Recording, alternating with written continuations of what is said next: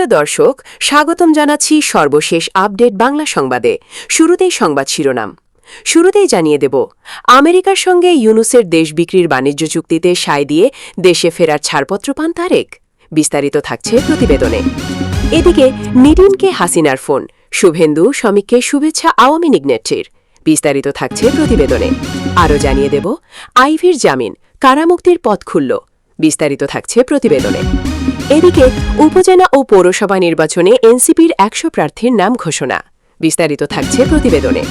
আরও জানিয়ে দেব, পরকীয়ার কারণে খুন, ১ মাস পর মিলল গোয়ালঘরে পুঁতে রাখা লাশ। বিস্তারিত থাকছে প্রতিবেদনে। এদিকে আগামী অর্থবছরে বিদ্যুতের লোকসান গুনতে হবে ৬৫,৫৫৫ কোটি টাকা। বিস্তারিত থাকছে প্রতিবেদনে।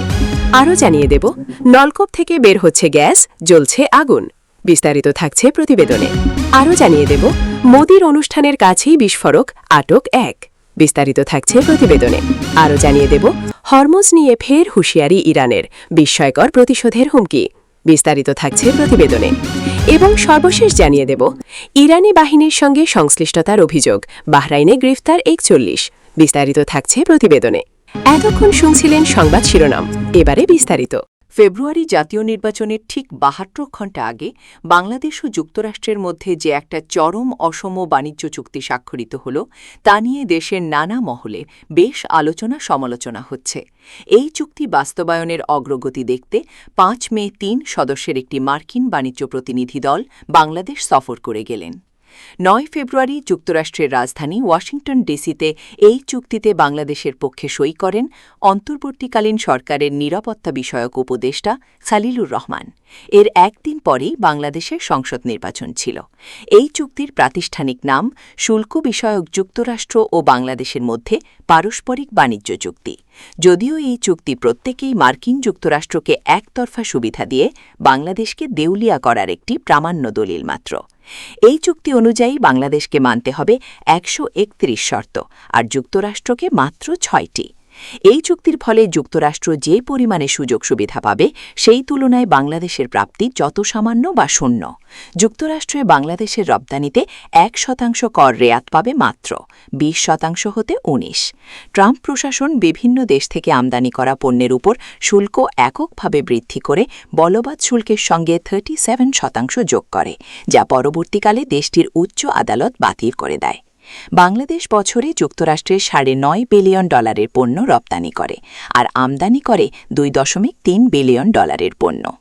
বর্তমান সময়ে যখন এই চুক্তি নিয়ে এত সমালোচনা চলছে, তখন ড. ইউনূসের অবৈধ ও অসাংবিধানিক অন্তর্বর্তীকালীন সরকারের যতজন উপদেষ্টা ছিলেন, সকলেই বলছেন এই চুক্তি সম্পর্কে তারা কিছু জানতেন না। সুতরাং বলতে হয়, দেশ বেচার এই যে চুক্তিটা হলো, সেটি সম্পর্কে একমাত্র ড. ইউনূস ও তার নিরাপত্তা উপদেষ্টাই জানতেন। অন্তত ইউনূসের সভা পরিষদের কথা শুনলে তাই মনে হয়। সকলকে অবাক করে দিয়ে সেই নিরাপত্তা উপদেষ্টা বর্তমান সরকারের পররাষ্ট্রমন্ত্রী। এমন নিয়োগ শুধু অবৈধই নয়, অনৈতিকও বটে। তবে তার কার্যকলাপে এটি প্রমাণ করে তিনি যুক্তরাষ্ট্রের স্বার্থ সংরক্ষণ করার জন্য তাদের নির্দেশেই বর্তমান সরকারে অন্তর্ভুক্ত হয়েছেন। সচেতন মানুষের ধারণা, এই সব দেশবিরোধী কাজ করবেন বলে তারেক রহমান যুক্তরাষ্ট্রকে মুচলেকা দিয়ে দেশে এসেছেন। যুক্তরাষ্ট্রের প্রেসিডেন্ট ডোনাল্ড ট্রাম্প দায়িত্ব নিয়ে ঘোষণা করেছিলেন, বাংলাদেশের শেখ হাসিনা সরকারকে ক্ষমাচ্যুত করার জন্য তার পূর্ববর্তী সরকার $২৯ মিলিয়ন ব্যয় করেছে। পরে জানা গেছে ভারত হয়ে এসেছে আরও $৩১ মিলিয়ন। এই বিশাল পরিমাণের অর্থ বাংলাদেশের বিভিন্ন সুশীল সমাজের সদস্য ও তাদের অঙ্গ সংগঠনের পকেটে গেছে। তারা যুক্তরাষ্ট্র ডিপ স্টেটের অংশ। এই ব্যক্তিদের প্রায় সকলেই ড. ইউনূসের অন্তর্বর্তীকালীন সরকারের সঙ্গে পরোক্ষ ও প্রত্যক্ষভাবে জড়িত ছিলেন। শেখ হাসিনা সরকারকে উৎখাত করতে যুক্তরাষ্ট্র যে বিপুল পরিমাণের অর্থ ব্যয় করেছে, এটি ছিল বাংলাদেশে তাদের বিনিয়োগ, যা নানা ধরনের চুক্তির মাধ্যমে তারা সুদে আসলে উসুল করে নেবে।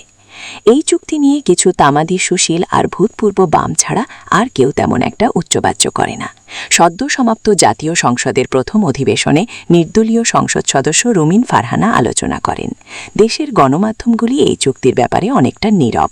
এই চুক্তির কোনো মেয়াদ নেই, তবে কোনো একটি পক্ষ চাইলে তা ৬০ দিনের নোটিশে বাতিল করে দিতে পারে। মালয়েশিয়া ও ইউরোপীয় ইউনিয়নভুক্ত দেশগুলি ও যুক্তরাজ্য সম্প্রতি তা করেছে। দুটি দেশের মধ্যে নানা বিষয়ে দ্বিপাক্ষিক চুক্তি হওয়াটা একটি স্বাভাবিক বিষয়। হতে পারে তা বাণিজ্যিক বা নিরাপত্তাজনিত কিংবা আর্থিক সহায়তা।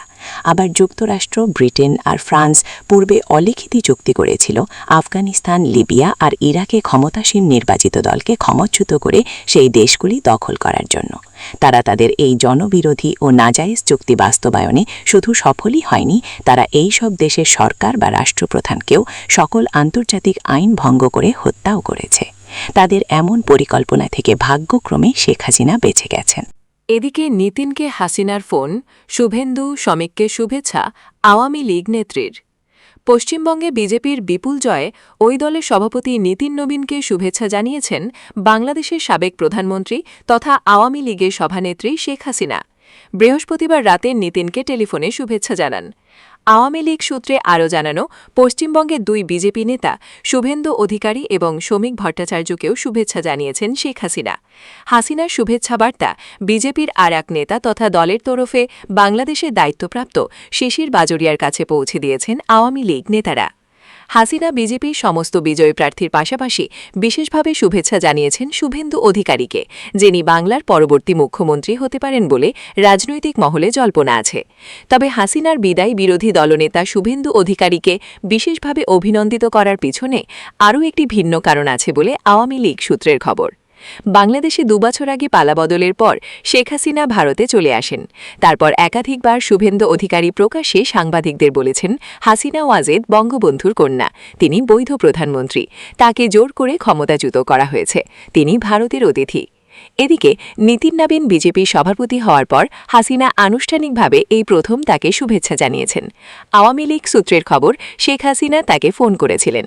বেশ কিছুদিন ধরেই দলের মধ্যে আলোচনা চলছিল কিভাবে বিজেপির নবনির্বাচিত সভাপতিকে আওয়ামী লীগের সভানেত্রী হিসেবে শুভেচ্ছা জানাতে পারেন হাসিনা। পশ্চিমবঙ্গে বিজেপির বিপুল বিজয়ে রাজ্য বিজেপি নেতৃত্বের পাশাপাশি নিতিন নবীনকেও শুভেচ্ছা জানান হাসিনা। গত মাসে বাংলাদেশের বিদেশমন্ত্রী খালিলুর রহমান দিল্লি সফরে এসেছিলেন। তার সফরসঙ্গী ছিলেন প্রধানমন্ত্রীর তারেক রহমানের বিদেশ বিষয়ক উপদেষ্টা হুমায়ুন। তিনি বিএনপির যুগ্ম সাধারণ সম্পাদক। বিএনপি চেয়ারম্যান হিসেবে তারেক রহমান তার হাত দিয়ে নিতিন নবীনকে শুভেচ্ছা বার্তা পাঠান এবং বাংলাদেশ সফরের আমন্ত্রণ জানান। এর আগে বিজেপি সভাপতি নিতিন নবীন বাংলাদেশের প্রধানমন্ত্রী এবং বিএনপি চেয়ারম্যান হওয়ায় তারেক রহমানকে শুভেচ্ছা জানিয়েছিলেন। আরও জানিয়ে দেব, আইভীর জামিন, কারামুক্তির পথ খুলল। হত্যাসহ পৃথক 5 মামলায় নারায়ণগঞ্জ সিটি কর্পোরেশনের সাবেক মেয়র সেলিনা হায়াত আইভীকে দেওয়া জামিনের রায় বহাল রেখেছেন আপিল বিভাগ। হাইকোর্টের রায়ের বিরুদ্ধে রাষ্ট্রপক্ষের করার পৃথক 5টি লিভ টু আপিল করার অনুমতি চেয়ে আবেদন আজ রোববার খারিজ করে দিয়েছেন প্রধান বিচারপতির নেতৃত্বাধীন আপিল বিভাগ। একই সঙ্গে হত্যা, হামলা ও সরকারি কাজে বাধা দেওয়ার অভিযোগের অপর 5 মামলায় আইভীকে দেওয়া জামিন স্থগিতের আদেশ প্রত্যাহার করে এ সংক্রান্ত রুল হাইকোর্টে নিষ্পত্তি করতে বলেছেন আপিল বিভাগ। দ্বিতীয় দফার এই 5 মামলায় হাইকোর্টের দেওয়া জামিনের বিরুদ্ধে রাষ্ট্রপক্ষের করা পৃথক 5টি লিভ টু আপিল নিষ্পত্তি করে আদেশ দিয়েছেন সর্বোচ্চ আদালত। আইনজীবীরা বলছেন, এর ফলে 5 মামলায় আইভীকে হাইকোর্টের দেওয়া জামিন বহাল থাকল। অপর 5 মামলায় স্থগিতাদেশ প্রত্যাহার হওয়ায় তার জামিন বহাল হল। এতে 10 মামলায় তার জামিন থাকছে। আইভীকে মোট 12টি মামলায় গ্রেফতার দেখানো হয়। বাকি 2 মামলায় ইতিমধ্যে আইভী হাইকোর্ট থেকে জামিন পেয়েছেন। এই জামিন স্থগিত চেয়ে রাষ্ট্রপক্ষ আপিল বিভাগে পৃথক আবেদন করেছে, যা চেম্বার আদালতের কার্যতালিকায় আসেনি। সর্বশেষ ওই 2 মামলায় আইভীর জামিন রয়েছে। সেই হিসাবে 12 মামলায় এখন আইভী জামিনে আছেন। এতে করে তার কারামুক্তিতে আপাতত আইনি কোনো বাধা নেই বলে মনে করেছেন সংশ্লিষ্ট আইনজীবীরা। গত বছরের 9 মে ভোরে নারায়ণগঞ্জ শহরের নিজ বাসা থেকে আইভীকে গ্রেফতার করে পুলিশ। 1 বছর পার হলেও তার বিরুদ্ধে করা মামলাগুলোর তদন্ত এখনও শেষ হয়নি। আইভীকে গ্রেফতারের পর প্রথমে 3টি হত্যা ও 2টি হত্যা চেষ্টা মামলায় গ্রেফতার দেখায় পুলিশ। এসব মামলায় অধস্থন আদালতে জামিন চেয়ে বিফল হওয়ার পর তিনি হাইকোর্টে আবেদন করেন। ওই 5 মামলায় গত বছরের 9 নভেম্বর হাইকোর্ট আইভীর জামিন মঞ্জুর করে রায় দেন। এর বিরুদ্ধে রাষ্ট্রপক্ষ আপিল বিভাগে পৃথক 5টি আবেদন করে। এরপর গত 12 নভেম্বর চেম্বার আদালত হাইকোর্টের দেওয়া জামিন স্থগিত করে রাষ্ট্রপক্ষের আবেদনগুলো আপিল বিভাগের নিয়মিত বেঞ্চে শুনানির জন্য পাঠান। এর ধারাবাহিকতায় শুনানি নিয়ে আপিল বিভাগ পৃথক 5টি লিভ টু আপিল খারিজ করে আজ আদেশ দেন। প্রথম দফার 5 মামলায় জামিনের পর আইভীকে আরও 5 মামলায় গত বছরের নভেম্বরে গ্রেফতার দেখানো হয়। নতুন 5 মামলার মধ্যে 4টি ফতুল্লা থানায় করা হত্যা মামলা। অপরটি হামলা ও সরকারি কাজে বাধা দেওয়ার অভিযোগে নারায়ণগঞ্জ সদর থানায় করা মামলা। দ্বিতীয় দফার 5 মামলায়ও অধস্তন আদালতে জামিন চেয়ে বিফল হন আইভী। পরে তিনি হাইকোর্টে যান। গত ২৬ ফেব্রুয়ারি হাইকোর্ট এই 5 মামলায় রুল দিয়ে তাকে 6 মাসের অন্তর্বর্তীকালীন জামিন দেন। এই জামিন আদেশের বিরুদ্ধেও রাষ্ট্রপক্ষ আপিল বিভাগে আবেদন করে। এরপর গত 5 মার্চ চেম্বার আদালত শুনানি নিয়ে হাইকোর্টের দেওয়া জামিন স্থগিত করেন। একই সঙ্গে রাষ্ট্রপক্ষের আবেদনগুলো আপিল বিভাগের নিয়মিত বেঞ্চে পাঠান। দ্বিতীয় দফার এই 5 মামলায় আইভীকে হাইকোর্টের দেওয়া জামিনের বিরুদ্ধে রাষ্ট্রপক্ষের করা পৃথক লিভ টু আপিল আজ আপিল বিভাগের কার্যতালিকায় রুখে। শুনানি নিয়ে আপিল বিভাগ আইভীর জামিনে ইতিপূর্বে চেম্বার আদালতের দেওয়া স্থগিতাদেশ প্রত্যাহার করে হাইকোর্টে রুল জামিন প্রশ্নে নির্দেশ দেন। রাষ্ট্রপক্ষের পৃথক 5টি লিভ টু আপিল নিষ্পত্তি করে আদেশ দেওয়া হয়। আদালতে আইভীর পক্ষে শুনানিতে ছিলেন আইনজীবী এস.এম. সিদ্দিকুর রহমান ও এস.এম. হৃদয় রহমান। রাষ্ট্রপক্ষের শুনানিতে ছিলেন deputy attorney general Fatema Akter. জানতে চাইলে deputy attorney general Fatema Akter প্রথম আলোকে বলেন, 5 মামলায় জামিনের রায়ের বিরুদ্ধে রাষ্ট্রপক্ষের লিভ টু আপিল ছিল, যা খারিজ করে দিয়েছেন আদালত। অপর 5 মামলায় আইভীকে হাইকোর্টের দেওয়া অন্তর্বর্তীকালীন জামিনের বিরুদ্ধে রাষ্ট্রপক্ষের পৃথক লিভ টু আপিল ছিল। এক্ষেত্রে রাষ্ট্রপক্ষের লিভ টু আপিল নিষ্পত্তি করে হাইকোর্টে রুল শুনানি করতে বলেছেন আদালত। পাশাপাশি এই 5 মামলায় জামিনে ইতিপূর্বে দেওয়া স্থগিতাদেশ প্রত্যাহার করে দিয়েছেন। ফলে 10 মামলায় আইভীর জামিন চলমান থাকল। এদিকে উপজেলা ও পৌরসভা নির্বাচনে এনসিপির 100 প্রার্থীর নাম ঘোষণা। স্থানীয় সরকার নির্বাচনকে সামনে রেখে প্রথম ধাপে উপজেলা ও পৌরসভা নির্বাচনে চেয়ারম্যান ও মেয়র পদে 100 জন প্রার্থীর নাম ঘোষণা করেছে জাতীয় নাগরিক পার্টি এনসিপি। রবিবার দলের বাংলা মোটর কার্যালয়ে এক সংবাদ সম্মেলনে প্রার্থীদের নাম ঘোষণা করা হয়। চেয়ারম্যান ও মেয়র পদে এনসিপির ঘোষিত 100 প্রার্থীর মধ্যে 50 জন উপজেলা চেয়ারম্যান ও 50 জন পৌরসভার মেয়র প্রার্থী রয়েছেন। নিচে বিভাগ অনুযায়ী প্রার্থীদের নাম তুলে ধরা হল। পঞ্চগড়ের তেঁতুলিয়ায় উপজেলা চেয়ারম্যান প্রার্থী হাবিবুর রহমান হাবিব, বোদাই উপজেলা চেয়ারম্যান প্রার্থী শিশির আসাদ ও দেবীগঞ্জ উপজেলায় পৌর মেয়র প্রার্থী মাসুদ পারভেজ। পাশাপাশি ঠাকুরগাঁওয়ের রানীশঙ্কৈলে উপজেলা চেয়ারম্যান প্রার্থী গোলাম মর্তুজা সেলিম, দিনাজপুরের ফুলবাড়িতে উপজেলা চেয়ারম্যান প্রার্থী ইমরান চৌধুরী নিশাদ, বোচাগঞ্জে উপজেলা চেয়ারম্যান প্রার্থী মাওলানা এম.এ. তারসির হাসান, ফুলবাড়ি পৌরসভায় পৌর মেয়র প্রার্থী শিহাব হোসেন, ঘোড়াঘাটে পৌর মেয়র পদপ্রার্থী আব্দুল মান্নান ও হাকিমপুরে পৌর মেয়র প্রার্থী রায়হান কবির। এদিকে নীলফামারী জলঢাকায় উপজেলা চেয়ারম্যান প্রার্থী আবু সাইদ লিয়ন, নীলফামারী সদরে উপজেলা চেয়ারম্যান প্রার্থী ড কামরুল ইসলাম, কুড়িগ্রাম সদরের পৌর মেয়র প্রার্থী মাসুম মিয়া, লালমনিরহাটের কালীগঞ্জে উপজেলা চেয়ারম্যান প্রার্থী শাহ সুলতান নাসির উদ্দিন আহমেদ, রংপুরের সদরে উপজেলা চেয়ারম্যান প্রার্থী কৃষ্ণচন্দ্র বর্মন ও গাইবান্ধার সাদুল্লাপুরে উপজেলা চেয়ারম্যান পদে খাদিমুল ইসলাম এনসিপির হয়ে প্রতিদ্বন্দ্বিতা করবেন। অন্যদিকে চট্টগ্রাম বিভাগের কক্সবাজার জেলায় সদর উপজেলা চেয়ারম্যান পদে শফিকুল ইসলাম শফিক, উখিয়া উপজেলার চেয়ারম্যান পদে মোহাম্মদ হুসাইন, চাঁদপুর সদর উপজেলার চেয়ারম্যান পদে রশিদ, মতলব উত্তর উপজেলার চেয়ারম্যান পদে ইদ্রিস, হোমনা পৌরসভা মেয়র পদে রাজু সরকার, ব্রাহ্মণবাড়িয়ার বিজয়নগর উপজেলার চেয়ারম্যান পদে আমিনুল হক এনসিপির হয়ে প্রতিদ্বন্দ্বিতা করবেন। এদিকে আগামী অর্থবছরের বিদ্যুতে লোকসান গুনতে হবে ৬৫,৫৫৫ কোটি টাকা। বিগত আওয়ামী লীগ সরকারের অদক্ষ ব্যবস্থাপনা, উচ্চ ক্যাপাসিটি চার্জ, বিদ্যুৎ ক্রয় চুক্তিতে অনিয়ম ও দুর্নীতি, বেশি দামে বিদ্যুৎ কিনে কম দামে বিক্রি করার কারণে দেশের বিদ্যুৎ খাত এখন ভয়াবহ অবস্থার মুখোমুখি এসে দাঁড়িয়েছে। এরপর সাম্প্রতিক মধ্যপ্রাচ্যের সংকট এই অবস্থাকে আরও শোচনীয় করে তুলেছে। ফলে আগামী অর্থবছরে ২০২৬-২০২৭ অর্থবছরে বিদ্যুৎ খাতে সরকারকে লোকসান গুনতে হবে ৬৫,৫৫৫ কোটি টাকা। এই পরিমাণ অর্থ দিয়ে বাংলাদেশের ১.৫ বছরের স্বাস্থ্য বাজেট এবং ২.৫ বছরের কৃষি বাজেট দেয়া সম্ভব। অন্যভাবে বলা যায়, আগামী অর্থবছরের বিদ্যুৎ খাতে যে পরিমাণ অর্থ ভর্তুকি দিতে হবে তা চলতি অর্থবছরের স্বাস্থ্য খাতে বাজেট বরাদ্দের চেয়ে ৫৫ ভাগ বেশি। চলতি অর্থবছরের বাজেটে স্বাস্থ্য খাতে ব্যয় বরাদ্দ রয়েছে ৪১,৯০৮ কোটি টাকা। একই সাথে চলতি অর্থবছরে কৃষি খাতে বরাদ্দ রয়েছে ২৭,২২৪ কোটি টাকা। বিদ্যুৎ বিভাগের সম্প্রতি হালনাগাদ এক প্রতিবেদনে আগামী অর্থবছরের লোকসানের এই চিত্র তুলে ধরা হয়েছে। ৭ বছরে বিদ্যুৎ খাতে ভর্তুকি বেড়েছে ৬৩৩%। বিদ্যুৎ বিভাগ সূত্রে জানা গেছে, পতিত আওয়ামী লীগ সরকারের ভুল নীতির কারণে প্রতিবছরই বিদ্যুৎ খাতে বিপুল পরিমাণ ভর্তুকি গুনতে হচ্ছে। গত ৭ বছরে ব্যবধানে এই খাতে ভর্তুকি বেড়ে দাঁড়াবে ৭ গুণেরও বেশি, শতকরা হিসেবে যা ৬৩৩%। যেমন 2020-2021 অর্থবছরে বিদ্যুৎ খাতে সরকারকে ভর্তুকি দিতে হয়েছিল 8,945 কোটি টাকা। সেখানে আগামী 2026-2027 অর্থবছরে এই ভর্তুকির পরিমাণ গিয়ে ঠেকবে 65,555 কোটি টাকা। প্রতি বছর ভর্তুকি বেড়েছে লাফিয়ে লাফিয়ে। পরিসংখ্যানে দেখা যায় দেশি বিদেশি কোম্পানি থেকে অস্বচ্ছ চুক্তির মাধ্যমে বেশি দামে বিদ্যুৎ কেনার কারণেই প্রতি বছর বিদ্যুৎ খাতে ভর্তুকি বেড়েছে লাফিয়ে লাফিয়ে। যেমন 2021-2022 অর্থবছরে এ খাতে ভর্তুকি দেয়া লাগছে 11,963 কোটি টাকা। এর পরের অর্থবছরে তা বেড়ে হয়েছে 2022-2023 অর্থবছরে 23,000 কোটি টাকা। 2023-2024 অর্থবছরে তা এক লাফে 10,000 কোটি টাকা বেড়ে হয়েছে 33,000 কোটি টাকা। 2024-2025 অর্থবছরে তা দ্বিগুণের মতো আরও বেড়ে দাঁড়িয়েছে 62,000 কোটি টাকা। চলতি অর্থবছরে 2025-2026 তা হবে 62,964 কোটি টাকা। ভর্তুকির বিষয়ে বিদ্যুৎ বিভাগ কি বলছে?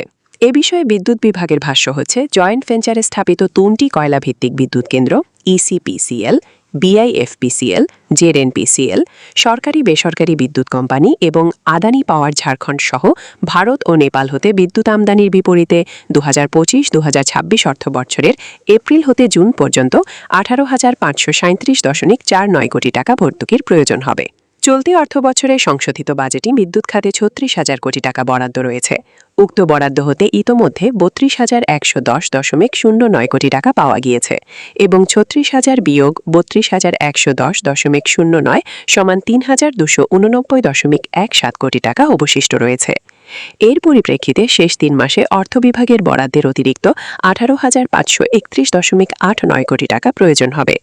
এছাড়াও 2026-2027 অর্থবছরে বিবিওর বাংলাদেশ বিদ্যুৎ উন্নয়ন বোর্ডের সম্ভাব্য ঘাটতির বা লোকসানের পরিমাণ 65,554.87 কোটি টাকা, যার মধ্যে মধ্যপ্রাচ্যে বিদ্যমান অবস্থার পরিপ্রেক্ষিতে সরকার কর্তৃক সম্প্রতি নির্ধারিত তরল জ্বালানির বর্ধিত মূল্য অনুযায়ী বর্ধিত ঘাটতি 11,263.51 কোটি টাকা অন্তর্ভুক্ত রয়েছে। দেউলিয়ার পথে বিপিডিবি। আমদানি নির্ভর জ্বালানির ওপর ভর করে উৎপাদন সক্ষমতা 5 গুণের বেশি বাড়ানোর পর লোকসান দ্রুত বাড়তে থাকে। 2010-2011 অর্থবছরে প্রথমের মতো পিডিবির লোকসান 1,000 কোটি টাকা ছাড়ায় গত 17 বছর ধরে পিডিবি টানা লোকসানের মধ্যেই আছে। কথা বন্ধে বিশেষ আইন। এদিকে আওয়ামী লীগের সময় বিদ্যুৎ খাতের দুর্নীতি অনিয়ম নিয়ে কেউ কথা না বলতে পারে তার জন্য একটি বিশেষ আইন করা হয়। বিশেষ বিধান আইনের আওতায় সম্পাদিত বিদ্যুৎ চুক্তিগুলো দেশের স্বার্থে নয় বরং ব্যক্তি বিশেষকে সুবিধা দেওয়ার জন্য করা হয়েছিল। এর ফলে বিপিডিবি এখন দেউলিয়ার পথে এবং সামগ্রিক বিদ্যুৎ খাত ভয়াবহ বিপর্যয়ের সম্মুখীন বলে উল্লেখ করা হয়েছে। গত 25 জানুয়ারি বিদ্যুৎ ও জ্বালানির দ্রুত সরবরাহ বৃদ্ধি বিশেষ বিধান আইন 2010-এর অধীনে সম্পাদিত চুক্তিসমূহ পর্যালোচনায় গঠিত জাতীয় কমিটি সংবাদ সম্মেলনে এ কথাগুলো বলা হয়। কমিটি তাদের প্রতিবেদনে দেখিয়েছে 2015 সালে পিডিবির লোকসান ছিল যেখানে মাত্র 5,500 কোটি টাকা, 2025 সালে তা 10 গুণ বেড়ে দাঁড়িয়েছে 50,000 কোটি টাকারও বেশি। বর্তমানে পিডিবির প্রতি ইউনিট বিদ্যুৎ কিনতে খরচ হয় 12 টাকা 35 পয়সা, কিন্তু তারা বিক্রি করছে মাত্র 6 টাকা 63 পয়সায়। প্রতিবেদনে সতর্ক করা হয়েছে যে পিডিবিকে কেবল টিকিয়ে রাখতেই বিদ্যুতের দাম অন্তত 86% বাড়ানো প্রয়োজন। আরও জানিয়ে দেব, পরকীয়ার কারণে খুন, 1 মাস পর মিলল গোয়ালঘরে পুঁতে রাখা লাশ। যশোরের শার্শার বসতপুর পূর্বপাড়ায় পরকীয়া প্রেমিকার কাছে পাওনা টাকা আনতে গিয়ে নিখোঁজ হন ইকরামুল কবির নামে এক যুবক। এ ঘটনায় অভিযুক্তদের গ্রেফতারের পর রহস্য উদ্ঘাটন করেছে পুলিশ। শনিবার 9 মে রাতে 1 মাসের অধিক সময় নিখোঁজ থাকার পর প্রেমিকার শ্বশুরবাড়ির গোয়ালঘরের মাটির নিচে পুঁতে রাখা লাশ উদ্ধার করেছে পুলিশ। নিহত ইকরামুল কবির 25 যশোরের শার্শা উপজেলার পুটখালী ইউনিয়নের দক্ষিণ বারোপোতা গ্রামের আব্দুর রশিদের ছেলে। এ ঘটনায় জড়িত থাকার অভিযোগে পুলিশ বসতপুর পূর্বপাড়া এলাকার আল ফারহাদ, তার স্ত্রী মুন্নি, মুন্নির সহযোগী কাকলি আক্তার এবং মুন্নির বাবা ফজলু মোড়লকে গ্রেফতার করে। রোববার 10 মে সকালে তাদের আদালতে সোপর্দ করা হয়েছে বলে জানিয়েছেন শার্শা থানার ওসি মারুফ হোসেন। স্থানীয় ও পারিবারিক সূত্রে জানা গেছে, শার্শার বসতপুর পূর্বপাড়া এলাকার আল ফারহাদের স্ত্রী মুন্নির 22-এর সঙ্গে ইকরামুলের পরকীয়া সম্পর্ক ছিল। 1 মাস 5 দিন আগে তিনি তার প্রেমিকার কাছে পাওনা টাকা আনতে গিয়ে নিখোঁজ হন। দীর্ঘদিন নিখোঁজ থাকায় বিষয়টি নিয়ে পুলিশ তদন্ত শুরু করে। তদন্তের এক পর্যায়ে পুলিশ অভিযুক্ত মুন্নির স্বামী আল ফারহাদকে গ্রেফতার করে। তার দেওয়া তথ্যের ভিত্তিতে শনিবার 9 মে পুলিশ বসতপুর গ্রামে তাদের বাড়িতে অভিযান চালায়। সেখানে গোয়ালঘরের মেঝে খনন করে নিখোঁজ ইকরামুলের অর্ধগলিত লাশ উদ্ধার করে।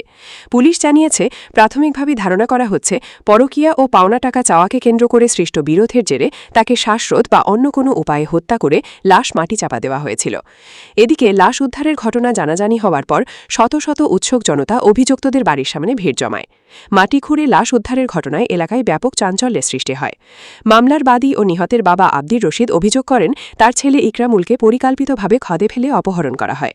এরপর পরিবারের কাছে বিভিন্ন সময় 10 লাখ থেকে 40 লাখ টাকা পর্যন্ত মুক্তিপণ দাবি করা হয়েছে, কিন্তু দীর্ঘদিনেও তার কোনো খোঁজ মেলেনি। তিনি জানান, গত 8 এপ্রিল রাতে শার্শার সেতাই এলাকায় বড় বোনের বাড়ি থেকে ইকরামুলকে ডেকে নিয়ে যাওয়া হয়। এরপর থেকেই তার ব্যবহৃত মোবাইল ফোন বন্ধ ছিল। পরিবারের সদস্যরা শার্শা থানা, বেনাপোল পোর্ট থানা ও ডিবি পুলিশের কাছে অভিযোগ করলেও প্রথম দিকে কোনো সন্ধান মেলেনি। পরে গোপন তথ্যের ভিত্তিতে পুলিশ অভিযান চালিয়ে গোয়ালঘরের মেঝে খুঁড়ে ইকরামুলের লাশ উদ্ধার করে। শার্শা থানার ওসি মারুফ হোসেন বলেন, হত্যাকাণ্ডের সঙ্গে জড়িত ফারহাদ মুন্নি, মুন্নির বাবা ফজলু মোড়ল ও মুন্নির ভাগসায়ী কাকলি আক্তারকে গ্রেফতার করা হয়। রোববার সকালে গ্রেফতারদের আদালতে সোপর্দ করা হয়েছে। লাশ ময়নাতদন্তের জন্য যশোর জেনারেল হাসপাতাল মর্গে পাঠানো হয়েছে বলে জানান তিনি। আরও জানিয়ে দেব, নলকূপ থেকে বের হচ্ছে গ্যাস, জ্বলছে আগুন। পটুয়াখালীর রাঙাবালী উপজেলায় একটি নবস্থাপিত গভীর নলকূপ থেকে অনবরত গ্যাস নির্গত হওয়ার ঘটনা ঘটেছে। কৌতূহলবশত দিয়াশালায় জ্বালাতেই সেখানে আগুনের শিখা জ্বলতে দেখা যায়। এই ব্যতিক্রমী ঘটনায় এলাকায় ব্যাপক চাঞ্চল্য ও আতঙ্কের সৃষ্টি হয়েছে। শনিবার 9 মে উপজেলার সদর ইউনিয়নের দক্ষিণ কাজিরহাওলা গ্রামে এ ঘটনা ঘটে। স্থানীয় সূত্রে জানা গেছে, ওই গ্রামের হাওলাদার বাড়ির রিমান, মিনহাজ ও শাকিল হাওলাদার যৌথভাবে বাড়ির আঙিনায় একটি গভীর নলকূপ স্থাপনের উদ্যোগ নেন। প্রায় 960 ফুট গভীর পর্যন্ত বোরিং শেষে শুক্রবার পাইপ বসানোর কাজ সম্পন্ন হয়।